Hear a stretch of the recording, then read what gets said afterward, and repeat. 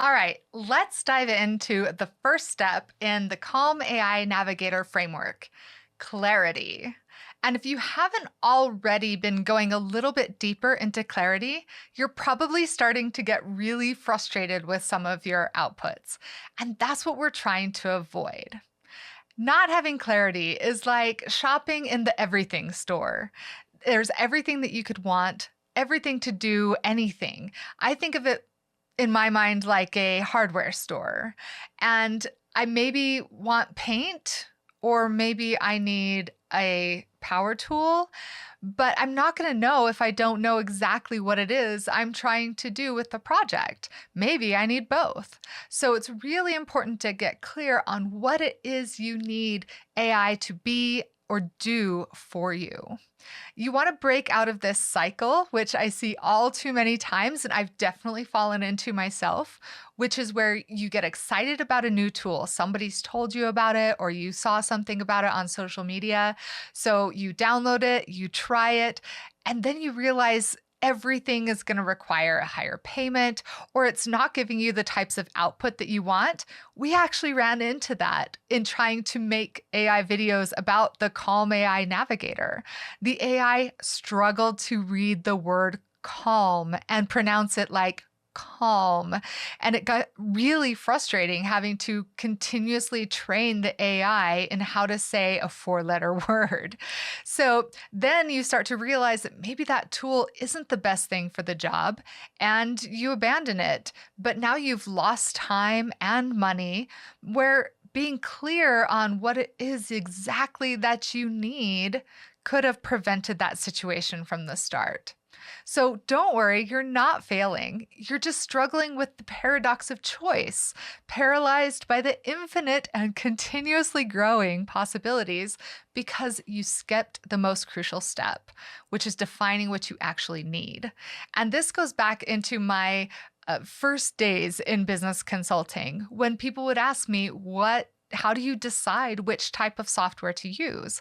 And I always said, start with a needs assessment. What exactly do you need it to do? What features do you need it to have? Because then you can narrow it down very quickly into which tools you can even try or invest your time and money into. So there are two types of clarity that you should be aware of. There's strategic clarity and there's tactical clarity. And too many businesses especially are skipping the strategic clarity. Everybody wants to implement AI because of the great promises of it. But does it make sense strategically for you to implement it in very specific ways? Is it going to give you a return on your investment? Is it going to save time and money and decision fatigue and all of the challenges? Or is it something that is a shiny new tool that you just think you should try? So strategic clarity is important on a large, overarching level. Is it something that is going to benefit you in some way? Or is the human element still going to be incredibly viable and vital in that part? Then you have tactical clarity, which comes down to when you're actually using the AI tool.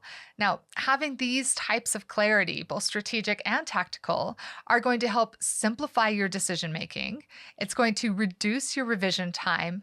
And overall, it's going to save you on the most valuable resources that you have, which is time and expense, right? So let's go a little bit deeper for a second into these two types of clarity. Strategic clarity is knowing exactly what you're trying to accomplish at the big picture level. It's identifying what your repetitive weekly tasks are, what your creative goals might be, organizational challenges where you would generally benefit from AI versus simpler approaches. Sometimes you just need to connect two tools together to simplify an automated task, and that wouldn't require AI at all. Tactical clarity is communicating your needs with a specificity that AI can actually work with, which includes context, like the background information, the task, the exact output type that you want it to have, the format, so the structure and preferences, any constraints, like does it need to be a certain word count? Does it need to have a specific tone? What other requirements does that output need to have? And then, of course, you can train the AI using examples. Make it look like this. Make it start here. Those types of things can really help you, but you can't prompt it that way if you don't have clarity on how you want it to be. So it's really about defining the type of output that you want. If it's creative inspiration, you want a brainstorming partner. I love using AI to help me identify blind spots. I love giving it a draft and telling me exactly how I can do it better. I love having it role play with me to help me see other stakeholders' points of views that I might be missing. Do you need it to help you reorganize information or reformat something or offer problem solving support?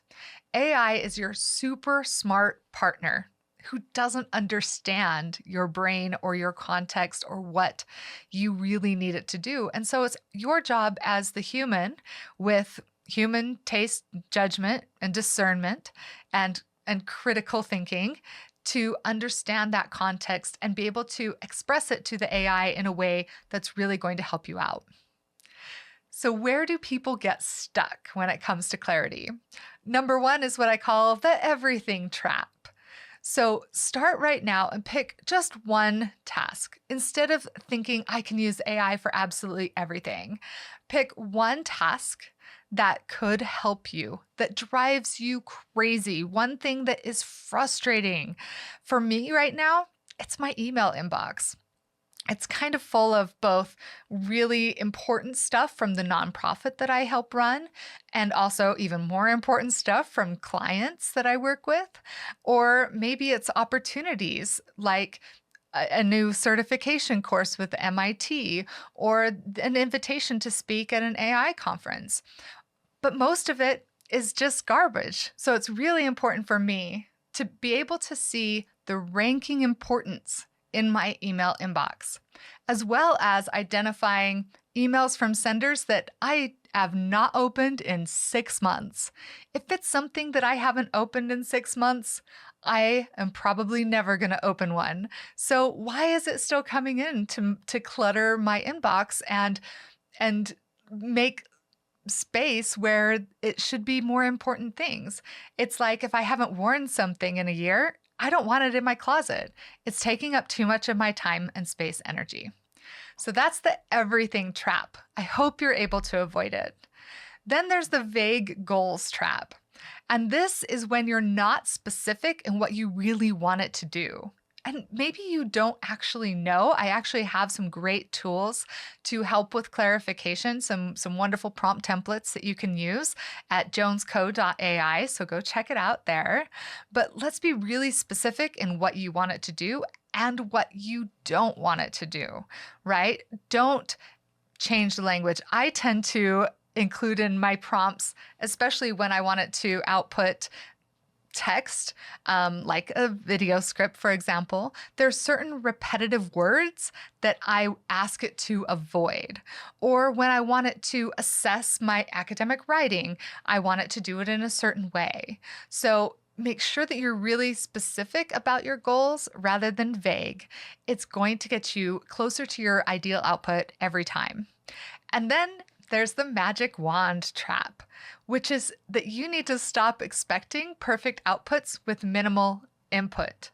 You have to give it the context, describe for it what it is that you want, what sort of format do you want it in, and what constraints should it be aware of.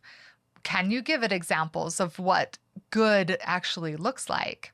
So before your next prompt, write down as much information as you can about what it is that you actually want the AI to do and to help you with. This type of clarity that you develop today is going to become the foundation for everything else you build with AI. And the difference between wandering aimlessly through infinite possibilities and walking directly to the tool that solves your exact problem. Thank you so much for watching. Remember to like, subscribe, and share. Then visit jonesco.ai for even more educational content, online courses, blogs, and videos.